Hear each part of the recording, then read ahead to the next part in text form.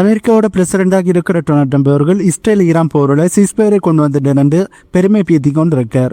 இந்த நேரத்தில் இஸ்ரேல் தரப்புல இருந்து ஈரான் இந்த சீஸ்பயரை வயலேட் பண்ணி இருக்கிறார்கள், எங்களுக்கு எதிரான மிசைல்களை லான்ச் பண்ணி இருக்கிறார்கள். இதனால ஈரானுக்கு எதிரான பவர்ஃபுல்லான பதிலடியை நாங்கள் கொடுக்க போறோம், ஈரானுக்கு பவர்ஃபுல்லான ஸ்ட்ரைக்கே பண்ண போறோம் என்றும் அதுக்கான ஓர்டரை போட்டிருக்கிறார் என்று இஸ்ரேலோட டிஃபென்ஸ் மினிஸ்டர் சொல்லியிருக்கார். இதுதான் நடக்கும் என்பது அனைவருக்குமே தெரியும். இஸ்ரேலோட சீஸ்பயருக்கு வருகிறார்கள் என்றால் இஸ்ரேலை நம்ப முடியாது என்பதை ஏற்கனவே எங்களுடைய வீடியோவில் நாங்கள் சொல்லியிருக்கோம். அந்த மாதிரி தான் இப்போது ஈரான் தரப்புல இந்த வயலேட் பண்ணி இருக்கிறார்கள் என்று சொல்லி இவர்கள் தாக்குதலை நடத்த போறார்கள். சரி, இதற்கு ஈரான் என்ன சொல்லியிருக்கிறாங்க? அதாவது ஈரான் தரப்புல இருந்து இந்த சீஸ்பயரை வயலேட் பண்ணி இருக்கிறார்கள் என்ற குற்றச்சாட்டுக்கு ஈரான் தரப்புல இருந்து நாங்கள் எந்த ஒரு மிசைலும் இஸ்ரேலுக்கு எதிராக லான்ச் பண்ணல, எப்படி அவர்கள் தேவையில்லாமல் எங்கள் மீது பழிய போடுகிறார்கள் என்ற குற்றச்சாட்டை இப்போது ஈரான் தரப்பிலிருந்து முன்வைக்க ஆரம்பிச்சிருக்கிறார்கள். இஸ்ரேலோட குற்றச்சாட்டை இவர்கள் நிராகரித்து இருக்கிறார்கள். பட் இஸ்ரேல் தரப்பிலிருந்து நாங்கள் பதிலடி கொடுத்தே தீர்வோம் என்று சொல்லிக்கொண்டு இருக்காங்க. சரி, ஏன் இஸ்ரேல் இப்படி சொல்கிறாங்க? ஈரான் தரப்புலேருந்து லான்ச் பண்ணலை என்றால் ஏன் இஸ்ரேல் இப்படி சொல்கிறாங்கன்ற கேள்வி உங்களுக்கு கிளம்பும். நான் என்னுடைய முதல் வீடியோவாக இருக்கட்டும், அதற்கு முன்னம் போட்ட வீடியோவில் நான் ஒரு விஷயத்தை தெளிவாக சொல்லியிருப்பேன். இஸ்ரேல் தான் கடைசி அடி அடிக்கணும். இப்போ சீஸ்ஃபயரானது கொண்டு வரப்பட்டாலும் இஸ்ரேல் கடைசியாக ஒரு பவர்ஃபுல்லான ஸ்ட்ரைக்கை ஈரானுக்கு எதிராக பண்ணி ஈரான் தான் இந்த சீஸ்ஃபயரை வேணுமென்று மண்டாடினார்களே ஒழிய நாங்கள் இந்த சீஸ்ஃபயரை கேட்கல. அண்ட் இந்த போரில் எங்களுக்கு தான் வெற்றி கிடைச்சிருக்கு, கடைசியாக கூட நாங்கள் தான் பவர்ஃபுல்லான ஸ்ட்ரைக்கை பண்ணியிருக்கோம் என்று ஒரு பிம்பத்தை உருவாக்குறதுக்காண்டி தான் இஸ்ரேல் தரப்புலேருந்து ட்ரை பண்ணினார்கள். பட் ஈரான் தரப்புலேருந்து பதிலடியை கொடுக்குறோம் என்ற பெயரில் இஸ்ரேல் மீது பயங்கரமான தாக்குதலை மேற்கொண்டு இவர்கள் நினைச்சதை ஈரான் செஞ்சிருக்காங்க என்று சொல்ல முடியும். இஸ்ரேல் தான் இந்த சீஸ்ஃபயருக்காண்டி கெஞ்சி கொண்டிருந்தாங்க என்ற மாதிரி ஒரு பிம்பத்தை உருவாக்கி விட்டார்கள். அதுதான் உண்மை. ஏன்னா இஸ்ரேல் தரப்புல இருந்து மிடில் ஈஸ்டில் இருக்கின்ற அரபுலக நாடுகள் மற்றும் அமெரிக்காவுக்கு தூதி அனுப்பி இந்த போரை முடிப்பதற்கான நாங்கள் சீஸ்ஃபயருக்கு ஓகேன்னு முதல்ல இஸ்ரேல் தரப்புல இருந்து தான் சொன்னார்கள். அதுக்கு பிறகுதான் பேச்சுவார்த்தையே இடம்பெற்றது. அதாவது ட்ரம்ப் அவர்களோட தலைமையில பேச்சுவார்த்தை இடம்பெற்றது என்று சொல்ல முடியும். ஆகவே இஸ்ரேல் தரப்பிலிருந்து தான் இந்த சீஸ்ஃபயரானது வேணும் என்று அதுக்காண்டி ட்ரை பண்ணினார்கள். இப்படி இருக்கிற கடைசியான தாக்குதல் ஈரான் பயங்கரமாக செஞ்சபடியால் இஸ்ரேலால் அதனை ஏற்றுக்கொள்ள முடியல. ஏனென்றா வரலாற்றில் நடத்திய போர்கள் அனைத்திலுமே இஸ்ரேலுக்கு தான் வெற்றி கிடைச்சிருக்கு. பட் இப்ப நடந்த போர் இஸ்ரேல் ஈரான் போர்ல ஈரானுக்கு வெற்றி கிடைச்சிருக்கு என்று சொல்ல முடியும். இப்போது சீஸ்ஃபயரை கேட்டதே இஸ்ரேல் என்றபடியால் இது இஸ்ரேலுக்கு மிகப்பெரிய ஒரு தோல்வியாக மாறியிருக்கு. இதனால தான் இதனை பொறுக்க முடியாமல் எப்படியாவது ஈரானை அடிச்சு கடைசி அடியை அடிச்சு நாங்கள் சீஸ்ஃபயரை கேட்கல, ஈரான் தான் சீஸ்ஃபயரை கேட்டார்கள், நாங்கள் கடைசி அடியை அடித்த பிறகு ஈரான் பதிலடி கொடுக்கிற என்ற மாதிரி ஒரு பிம்பத்தை உருவாக்குவதற்கு இஸ்ரேல் ட்ரை பண்ணுகிறார்கள். இதனால தான் ஈரான் தரப்பிலிருந்து இந்த சீஸ்ஃபயரை வயலேட் பண்ணி இருக்கிறார்கள் என்று சொல்லி ஈரானுக்கு எதிரான பயங்கரமான தாக்குதலை மேற்கொள்ள போறோம் என்று சொல்லியிருக்கிறார்கள். பட் ஈரான் தரப்பிலிருந்து முக்கியமாக என்ன சொல்லியிருக்காங்க என்றால் இப்போ இஸ்ரேல் தங்களுடைய தோல்வியிலே ஏற்றுக்கொண்டுதான் ஆகணும். இஸ்ரேல் வரலாற்றில் வெற்றிகளையே கண்டுகொண்டிருந்த இஸ்ரேல் இப்போ தோல்வி அடைந்திருக்கிறார்கள். அவர்களோட அக்ரஷனுக்கான பதிலடியை நாங்கள் கொடுத்திருக்கோம். பட் இந்த சீஸ்ஃபயரை இஸ்ரேல் வயலேட் பண்ணி எங்களுக்கு எதிரான தாக்குதலை நடத்தினார்கள் என்றால் நாங்கள் மறுபடியும் அவர்களுக்கான பதிலடியை கொடுக்க தயாராக இருக்கோம் என்று ஈரான் தரப்பிலிருந்து சொல்லியிருக்கிறார்கள். உண்மை சொல்லணும் என்றால் இப்போ இஸ்ரேல் ஈரான் தரப்பிலிருந்து இந்த சீஸ்ஃபயரை வயலேட் பண்ணிட்டார்கள் என்று சொல்லி ஈரானுக்கு எதிரான தாக்குதலை நடத்தலாம். பட் பதிலுக்கு ஈரான் நடத்த போகிற தாக்குதல் ரொம்ப மோசமாக இருக்கும். ஏனென்றால் இன்றைக்கு அதாவது இந்த சீஸ்ஃபயரானது கொண்டு வரப்படக்கு முன்னம் இஸ்ரேல் தரப்பிலிருந்து ஈரானோட தெஹ்ரான் பகுதியில் பயங்கரமான தாக்குதலை மேற்கொண்டிருந்தார்கள், ஈரானோட பல பகுதிகளில் தாக்குதலை மேற்கொண்டிருந்தார்கள். அதை பார்த்து தான் ஈரான் தரப்பிலிருந்து பதிலடி தாக்குதலை மோசமாக இஸ்ரேலுக்கு எதிராக செஞ்சிருந்தாங்க. ஆகவே இப்போது மறுபடியும் இஸ்ரேல் தரப்பிலிருந்து ஈரானுக்கு எதிரான தாக்குதலை நடத்தும் போது ஈரான் செய்யக்கூடிய தாக்குதல் ரொம்ப மோசமாக இருக்கும் என்பதுதான் இப்போ வருகின்ற செய்தியாக இருக்கு. அதுக்கு இஸ்ரேல் தரப்பிலிருந்து மறுபடியும் ஈரான் இந்த சீஸ்ஃபயர் வயலேஷன் பண்ணியிருக்கிறார்கள் என்று சொல்வார்கள். இப்படி மாற்றி மாற்றி அடிபட்டு கொண்டிருக்கத்தான் சரியாக இருக்கும். பட் இப்போ நீங்கள் இந்த வீடியோ பார்த்து கொண்டிருக்கிற நேரத்தில் இஸ்ரேல் தரப்புலேருந்து ஈரானுக்கு எதிரான தாக்குதலை செய்திருக்கக்கூடிய வாய்ப்புகள் ரொம்பவே அதிகமாக மாறியிருக்கு. நான் அவர்கள் தாக்குதலை பண்ணினார்களா இல்லைன்னு எனக்கு தெரியல. பட் இஸ்ரேல் தரப்புலேருந்து வருகின்ற செய்திகளை பார்க்கும்போது அவர்கள் பதிலடி தாக்குதலை ஈரானுக்கு கொடுக்க போகிறோம் என்று சொல்கிறார்கள். ஆகவே இந்த வீடியோ பார்க்குற நேரத்தில் அவர்கள் தாக்குதல் மேற்கொண்டிருக்கக்கூடிய வாய்ப்புகள் இருக்கு. ஏன் அதுக்கு பதிலடி கொடுக்கணும் என்ற பெயரில் ஈரான் தரப்புல இருந்தும் இஸ்ரேலுக்கு எதிரான தாக்குதலை மேற்கொண்டிருக்கக்கூடிய வாய்ப்புகள் இருக்கு.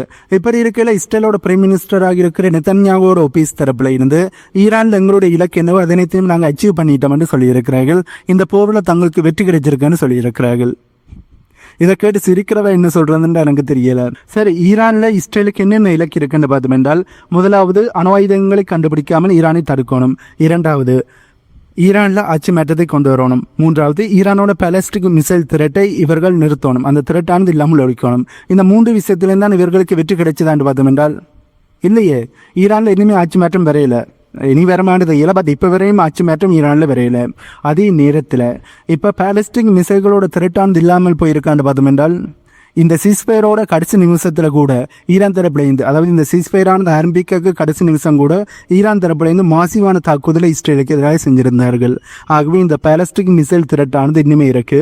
அண்ட் ஈரான்கிட்ட இன்னும் எத்தனை பாலஸ்டிக் மிசைல்கள் இருக்கு என்பது யாருக்குமே தெரியாது. ஏனென்றால் அவர்கள் அந்த பாலஸ்டிக் மிசைல் அனைத்தையுமே அண்டர் கிரவுண்டில் தான் வச்சிருக்கிறார்கள். ஆகவே எத்தனை பாலஸ்டிக் மிசைல்கள் இருக்குன்னு ஈரானுக்கு மட்டும்தான் தெரியுமே ஒழிய இஸ்ரேலுக்கு தெரியவே தெரியாது. ஆகவே பாலஸ்டிக் மிசைல்களோட திரட்டானது இப்போதும் இஸ்ரேலுக்கு இருக்கு. இவர்கள் அணு ஆயுதத்தை கண்டுபிடிப்பதை தடுத்து நிறுத்தி விட்டோம்னு சொல்லியிருக்கிறார்கள். சரி, அதிலேயாவது முழுமையான வெற்றி கிடைச்சதான்னு பார்த்தோமே என்றால் இல்லையே.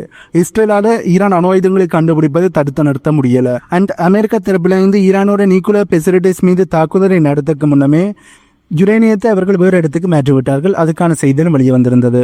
ஆகவே இந்த தாக்குதலின் முழுமையான வெற்றி இல்லை. ஆகவே இதில் எந்த கோலை இவர்கள் அச்சீவ் பண்ணினார்கள் என்ற கேள்வி தான் பல மத்தியில் எழும்பியிருக்கு. ஏதோ பிம்பத்தை உருவாக்குகிறார்கள். நெதன்யாகு அவர்கள் அடுத்ததாக நடக்க போகிற எலெக்ஷனில் வெற்றி பெறணும் பண்ணுறதுக்காண்டி இஸ்ரேலுக்கு தான் வெற்றி என்ற மாதிரி ஒரு பிம்பத்தை உருவாக்குறார். மற்றும்படி ஈரானில் அவர் என்ன இலக்கை அடைந்தார் என்று தெரியல. இந்தியாவில் இருக்கின்ற தமிழ் செய்தி ஊடகங்கள் இப்போது இஸ்ரேலுக்கு பெருசா முட்டு கொடுக்க ஆரம்பிச்சிருக்காங்க. இந்த வீடியோட கமெண்ட்ல கூட ஒருத்தர் கேட்டிருந்தார், ஏன் இந்தியாவில் இருக்கிற தமிழ் யூடியூப் சேனல்கள் இப்படி இஸ்ரேலுக்கு கண்மூடித்தனமாக முட்டுக்களை கொடுக்குறாங்கன்னு. எனக்கு தான் தெரியல. அங்கே என்ன, அதாவது இஸ்ரேலில் இந்தியர்களை மதிக்க கூட மாட்டேன்றாங்க, ஷெல்டருக்கு கூட அவர்களை அனுமதிக்க மாட்டேன்றார்கள். பட் இங்கே இருக்கிற இந்தியர்கள் அங்கே அவர்களுக்கு முட்டு கொடுத்து கொண்டு இருக்காங்க. சரி, இந்தியாவில் இருக்கிற நபர்கள் முட்டு கொடுக்குறாங்க, ஓகே. பட் யூடியூப் சேனல் வச்சிருக்கிறவங்களும் கண்மூடித்தனமாக முட்டு கொடுத்து கொண்டு இருக்காங்க. இந்த சீஸ்பயரில் ஏதோ இஸ்ரேலுக்கு தோல்வியை ஏற்படாத மாதிரி முட்டு கொடுக்குறாங்க. என்ன சொல்கிறதுன்னு தெரியல. இப்போ இஸ்ரேல் ஈரான் போர் நடந்திருக்கு. சரி, இதில் அவர்கள் சொல்கிற மாதிரியே இஸ்ரேலுக்கு வெற்றியாண்டு பார்த்தோம் என்றால் இஸ்ரேலோட இலக்குகள் ஈரானில் எட்டப்படையில. ஈரானோட முக்கியமான தலைவர்கள் கொலை பண்ணப்பட்டார்கள். அதனை நாங்கள் ஏற்றுக்கொண்டுதான் ஆகணும். பட் அந்த இடத்துக்கு வேறு நபர்கள் தலைவர்களாக வந்து இஸ்ரேலுக்கு எதிரான தாக்குதலை மேற்கொண்டிருக்கிறார்கள். ஆகவே இங்கே தலைவர்கள் கொல்லப்பட்டது பெரிய விஷயமாக பார்க்கப்படையில. அது ஈரானுக்கு மிகப்பெரிய தாக்கத்தை ஏற்படுத்திய மாதிரியும் தெரியல. அந்த இடத்துக்கு வேறு நபர்கள் வந்து இஸ்ரேலுக்கு எதிரான பதிலடியை கொடுத்திருக்கிறபடியால் இதில் தலைவர்கள் இழக்கப்பட்டது மிகப்பெரிய இழப்பு மாதிரி எனக்கு தெரியல. அதே நேரத்தில் ஈரான் இஸ்ரேலுக்கு மேற்கொண்ட தாக்குதலால் இஸ்ரேலுக்கு நிறைய இழப்புகள் ஏற்பட்டிருக்கு. ஈரானுக்கு இழப்புகள் ஏற்பட்டிருக்கு, அதனை நான் இல்லை என்று சொல்லல. ஈரானுக்கும் கட்டாயம் இழப்புகள் ஏற்பட்டிருக்கு. நான் 100% அடித்து சொல்கிறேன். ஈரானோட நிறைய மக்கள் கொல்லப்பட்டிருக்கிறார்கள். நிறைய கட்டிடங்கள் இடிபாடுகளாக மாறியிருக்கு. இப்படி நிறைய இழப்புகளை ஈரான் சந்தித்திருக்காங்க. பட் இப்போ வரையுமே அவர்கள் தோல்வியை ஒப்புக்கொள்ளலை. அவர்கள் திரும்ப திரும்ப அடிக்கிறாங்களே ஒழிய அவர்கள் தோல்வியோடு ஒப்புக்கொள்ளலை. அதே நேரத்தில் இஸ்ரேலை பார்த்தோம் என்றால் இஸ்ரேலுக்கு நிறைய இழப்புகள் ஏற்பட்டிருக்கு.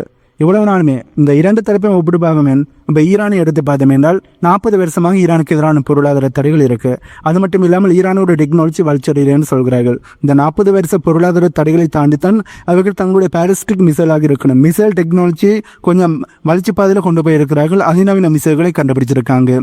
அதுவே நாங்கள் இஸ்ரேல் எடுத்து பார்த்தோம் என்றால் அமெரிக்கா இந்த வல்லரசு நாடு இஸ்ரேலுக்கு உதவி செய்கிறார்கள். அண்ட் இஸ்ரேல்கிட்ட அட்வான்ஸான டெக்னாலஜி இருக்கிறது மட்டும் இல்லாமல் அமெரிக்காவோட அட்வான்ஸான F-35 ஃபைட்டர் ஜெட் உட்பட நிறைய வெப்பன்ஸ் இஸ்ரேல்கிட்ட கிடக்கு.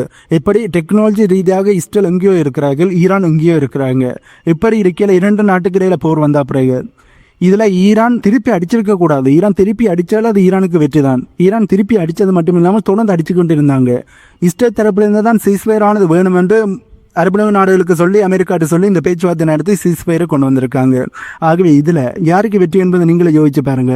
ஈரான் திருப்பி அடித்த போது ஈரானுக்கு அங்கே வெற்றி கிடைச்சிட்டது, இஸ்ரேலுக்கு அங்கே தோல்வி கிடைச்சிட்டது. இதை நாங்கள் கொஞ்சம் தெளிவாக புரிஞ்சு கொள்ளணும். இதை கொஞ்சம் ஆழமாக நீங்கள் ஆராய்ச்சி பார்த்தால் யாருக்கு இந்த போரில் வெற்றி கிடைச்சிருக்கு என்பதை நீங்கள் முடிவு பண்ண முடியும். இப்படி இருக்கிற இன்றைய தினம் ஈரான் தரப்பிலிருந்து கடைசியாக இஸ்ரேலுக்கு எதிராக மேற்கொண்ட தாக்குதலில் இஸ்ரேலுக்கு நிறைய இழப்புகள் ஏற்பட்டிருக்கின்ற செய்திகள் வெளியே வந்திருக்கு. அண்ட் இடிபாடுகளுக்கு சிக்கிய நபர்களை மீட்பதற்கான நடவடிக்கைகள் தொடர்ந்து இப்போதும் இடம்பெற்றுக் கொண்டிருக்கின்ற செய்தியும் தொடர்ந்து வெளியே வர ஆரம்பிச்சிருக்கு. ஆகவே ஈரானுக்கு எதிராக இஸ்ரேல் மறுபடியும் தாக்குதலை நடத்தணும் என்று நினைக்கிறதுக்கு முக்கியமான காரணமே ஈரான் கடைசியாக மேற்கொண்ட தாக்குதலில் இஸ்ரேலுக்கு பலத்த சேதம் ஏற்பட்டிருக்கு. இதில் கூட இஸ்ரேலோட சனல் 12 செய்தி ஊடகம் ஒரு செய்தியை வெளியிட்டிருக்காங்க. அதாவது ஈரான் தரப்பிலிருந்து கடைசியாக மேற்கொண்ட தாக்குதலில் இப்போ வரையுமே 12க்கும் அதிகமான இஸ்ரேலியர்கள் இறந்திருக்கிறார்கள் என்ற செய்தியில் வெளியே வந்திருக்கு. இப்படியான பலி எண்ணிக்கை வந்த பிறகு, அதாவது இஸ்ரேல் தரப்பிலிருந்து இப்படியான எண்ணிக்கையிலான இழப்பை சந்தித்து இந்த போரானது முடியணும் என்ற தேவையில்லை என்று அவர்கள் சொல்லியிருக்கிறார்கள். இந்த போரானது முடியக்கூடாது என்று அவர்கள் சொல்லியிருக்கிறார்கள். ஆகவே புரியுதா ஏன் இஸ்ரேல் தரப்பிலிருந்து மறுபடியும் ஈரானுக்கு எதிரான தாக்குதலை நடத்தணும் என்று நினைக்கிறார்கள் என்பது இதிலிருந்து தெளிவாக தெரியுது. அதாவது இவர்களுக்கு இப்போ இழப்பு ஏற்பட்டிருக்கு, இதற்கு பதிலடியை கொடுத்தாகணும். இதற்கு அடுத்தான் ஈரான் தரப்பிலிருந்து சீஸ்ஃபயரை வேலை பண்ணியிருக்காங்க என்று சொல்லி இவர்கள் தாக்குதலை நடத்த போறார்கள். பட் அதுக்கு பதிலடி கொடுக்குற வகையில் ஈரான் தாக்குதலை நடத்தும் போது இன்னும் பலி எண்ணிக்கை அதிகரிச்சா என்ன நடக்கும்? இதுதான் என்னுடைய கேள்வி. இஸ்ரேல் தரப்பிலிருந்து பதிலடியை கொடுக்கணும். ஓகே, அதுக்கு பதிலடி என்ற பெயரில் ஈரானும் தாக்குதலை நடத்துவார்கள். இதனால் இன்னுமே இழப்புகள் ஏற்படுமே. அப்போது என்ன செய்ய போறீங்க? அதுக்கு பதிலடி என்று சொல்லி மறுபடியும் தாக்குதலை நடத்த போறீங்களா? அப்படின்னா இந்த சீஸ்ஃபயர் என்றதே தேவையில்லை தானே. இந்த சீஸ்ஃபயர் என்ற ஒன்றையை நீங்கள் கொண்டு வந்தீங்கன்றதான் எனக்கு புரியல. இதில் ட்ரம்ப் அவர்கள் நான் சீஸ்ஃபயரை கொண்டு வந்துட்டேன் என்று உரப்பீத்தி கொண்டு இருக்கார். இதுக்கு எனக்கு என்ன சொல்கிறதுன்னு தெரியல. பட் இப்போது இஸ்ரேலுக்கு இழப்புகள் ஏற்பட்டபடியாக தான் கடைசி அடியில் எப்படியாவது ஈரானுக்கு பலத்த இழப்புகளை ஏற்படுத்தணும் என்று இஸ்ரேல் ட்ரை பண்ணுறாங்க. அதுக்காண்டி தான் தாக்குதலை நடத்த போகிறார்கள். அது மட்டும் இல்லாமல் இந்த இஸ்ரேல் ஈரான் போரானது ஆரம்பித்ததுலேருந்து இப்போ வரையுமே கிட்டத்தட்ட 11,000 இஸ்ரேலியர்கள் தங்களுடைய வீடுகளை விட்டு வெளியேறி இருக்கிறார்கள், வலுக்கட்டாயமாக வெளியேற்றப்பட்டிருக்கிறார்கள் என்ற செய்திகள் இப்போ வெளியே வர ஆரம்பிச்சிருக்கு. இதனால் இஸ்ரேல் தரப்புலேருந்து தான் வெளியேற்றிருக்காங்க. இதே அவர்களுக்கு கவலையாக இருக்காம். அப்படி அந்த காசாவில் இருக்கிற மக்கள் தங்களுடைய வீடுகள் கூட இல்லாமல் அலைந்து திரிகிறார்களே, அதுக்கு என்ன நியாயம் அவர்களுக்கு கிடைக்க போகுது? அதை பற்றி யாருமே கவலைப்படுற மாதிரி தெரியலை. தங்களுக்கு வந்த அர்த்தம் அது காசா மக்களுக்கு வந்தால் தக்காளி சட்னி என்பது தான் இஸ்ரேலோட நினைப்பாக இருக்குது. இதனால தான் ஈரான் தரப்புலேருந்து இஸ்ரேலை செமையாக வச்சு செஞ்சுருக்காங்க. மறுபடியும் இஸ்ரேல் தரப்புலேருந்து ஈரானை சுரண்டி பார்ப்போம் என்று நடவடிக்கையில் ஈடுபடுகிறார்கள். மறுபடியும் ஈரான் இஸ்ரேலை வச்சு செய்வார்கள் என்பதில் எந்த ஒரு மாற்று கருத்துமே இல்லை. மறுபடியும் ஈரான் தாக்குதல் மேற்கொள்ளணும் என்று இஸ்ரேல் விரும்புகிறாங்க போல இருக்குது. சரி, பார்க்கலாம். இந்த போர் இப்போதைக்கு முடிய போவதில்லை என்பது மட்டும் தெளிவாக தெரியுது. எப்படி இருக்கையில் இஸ்ரேலோட ஃபினான்ஸ் மினிஸ்டர் தரப்புலேருந்து இப்போது எங்களுடைய போக்கஸை காசா மீது மறுபடியும் நாங்கள் செலுத்தலாம் என்று சொல்லியிருக்கேன். ஏன்னா இப்போ ஈரானுக்கு எதிரான தாக்குதல் நடத்தி அந்த போர் இப்போதைக்கு சீஸ்ஃபயர் கட்டத்துக்கு வந்துடுது. இப்போ மறுபடியும் இஸ்ரேல் தரப்புலேருந்து ஈரானுக்கு எதிரான தாக்குதலை நடத்தினா தான் இந்த போரானது மறுபடியும் கண்டினியூ ஆகும். அப்படி இல்லாட்டி இந்த போரானது சீஸ்ஃபயரோட முடிவுக்கு வந்துடும். இதனால் மறுபடியும் காசா மீது போக்கஸை செலுத்த போகிறாங்களாம். இன்னும் காசாவில் இருந்து அப்பாவி பாலஸ்தீன மக்களை கொண்டு குவித்தது பத்தாதண்டு மறுபடியும் கொண்டு குவிப்பதற்காண்டி நடவடிக்கையில் ஈடுபடுகிறார்கள். இப்போ கூட இன்றைய தினம் கூட காசாவில் இருக்கிற மக்களுக்கு தேவையான உணவை கொடுத்து கொண்டிருக்க, மனிதாபிமான உதவிகளை கொடுத்து கொண்டிருக்க அவர்களுக்கு எதிராக துப்பாக்கிச் சூட்டை நடத்தியதில் 25 அப்பாவி பாலஸ்தீன மக்கள் கொல்லப்பட்டிருக்கிறார்கள். இந்த தாக்குதலை நடத்தியது இஸ்ரேல். இப்படி அப்பாவி பாலஸ்தீன மக்களை கொலை பண்ணும்போது அதனை பற்றி யாருமே கேள்வி இருக்கிற மாதிரி தெரியல. ஆனால் இஸ்ரேலுக்கு ஒரு இழப்பண்ட உடனே இந்தியாவில் இருக்கிற நபர்கள் முட்டு கொடுக்குறார்கள். இது என்னென்று எனக்கு சொல்லலை. இது எனக்கு சத்தியமாக எனக்கு வார்த்தை வேற இல்லை. இதை என்னென்று விவரிக்கிறதானு தெரியல. உண்மையிலே மனிதநேயம் இருக்கா இல்லையா என்ற கேள்வி தான் எனக்கு எழும்பி இருக்கு. எப்படி இருக்கல ஈரானோட நேஷனல் செக்யூரிட்டி கவுன்சில் தரப்புல இருந்து இந்த சீஸ்ஃபயரை அக்ரி பண்ணி இருக்கிறார்கள் என்ற செய்திகள் இப்போ வெளியே வர ஆரம்பிச்சிருக்கு. பட் இஸ்ரேல் தரப்புல இருந்து நெத்தன்யாஹூவோட ஒபீஸாக இருக்கட்டும், இஸ்ரேலோட முக்கியமான அரசியல்வாதிகளாக இருக்கட்டும், இதனை பற்றி எந்த ஒரு விமர்சனங்களையும் முன்வைக்கல, எந்த ஒரு கருத்துக்களையும் தெரிவிக்கல. டிவி சேனலுக்கு இன்டர்வியூ கொடுக்க வேண்டாம் என்று பிரைம் மினிஸ்டர் ஒபீஸானது ஓர்டரை போட்டிருக்கிறார்கள் என்ற செய்தியில் வெளியே வந்திருக்கு.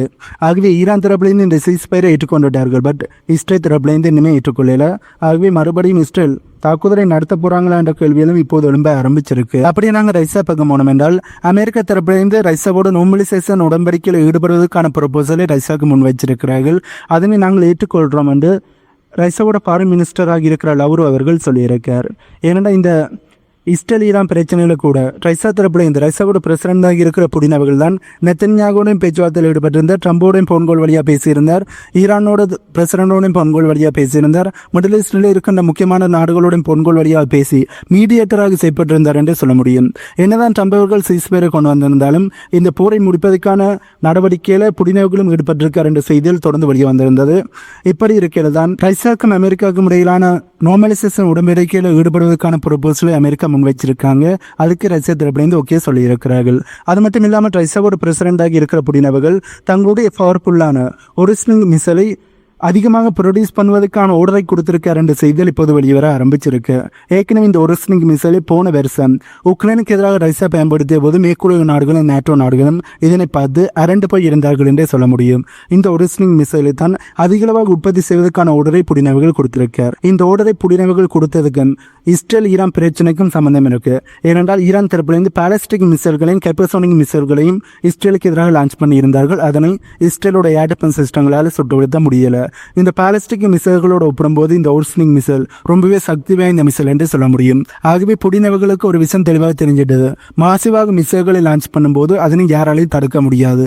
அதுவும் ஹைப்பர்சோனிக் மிசைலாக இருக்கட்டும், ரஷ்யாவோட ஒரிஜினல் மிசைலாக இருக்கட்டும், அதனை லான்ச் பண்ணும்போது அதனை தடுக்கிறது ரொம்பவே கஷ்டம் என்பது புடினவர்களுக்கும் தெரிஞ்சிட்டது, உலக நாடுகளுக்கும் தெரிஞ்சிட்டது. இதனால தான் புடினவர்கள் இந்த ஒரிஜினல் மிசைலை அதிகளவாக உற்பத்தி செய்வதற்கான ஆர்டரை கொடுத்திருக்கார். ஆகவே இனி ரஷ்யாவோட ஆட்டம் ஆரம்பமாக போகுது என்பது இதிலிருந்து தெளிவாக தெரியுது. ஆகவே இந்த வீடியோவில் நாங்கள் பார்க்க வந்த செய்தியில் உழவுதான். மறுபடியும் இந்த இஸ்ரேல் ஈரான் போரானது தொடர்ந்து இடம்பெறுமா அல்லது இஸ்ரேல் தரப்பிலிருந்து ஈரானுக்கு எதிரான தாக்குதலை நடத்தாமல் இந்த பிரச்சனையானது சீஸ்பயர் மூலம் அப்படியே முடிவுக்கு வந்துடுமா என்பதை பற்றிய உங்களுடைய கருத்துக்களை கீழே கமெண்ட் பண்ணுங்க. இந்த வீடியோவில் நாங்கள் பார்க்க வந்த செய்தியில் உழவுதான். இந்த வீடியோ பற்றி உங்களுடைய கருத்துக்களை மறக்காம கீழே கமெண்ட் பண்ணுங்க. அண்ட் நம்ம சேனலை சப்ஸ்கிரைப் பண்ணி பக்கத்துக்கு பெல் ஐகானை கிளிக் பண்ணி வைங்க. அப்போ தான் நான் போடக்கூடிய வீடியோஸை நீங்கள் உடனுக்குடன் பார்க்க முடியும். இன்னும் ஒரு வீடியோவில் உங்களை மீட் பண்ணுறேன்.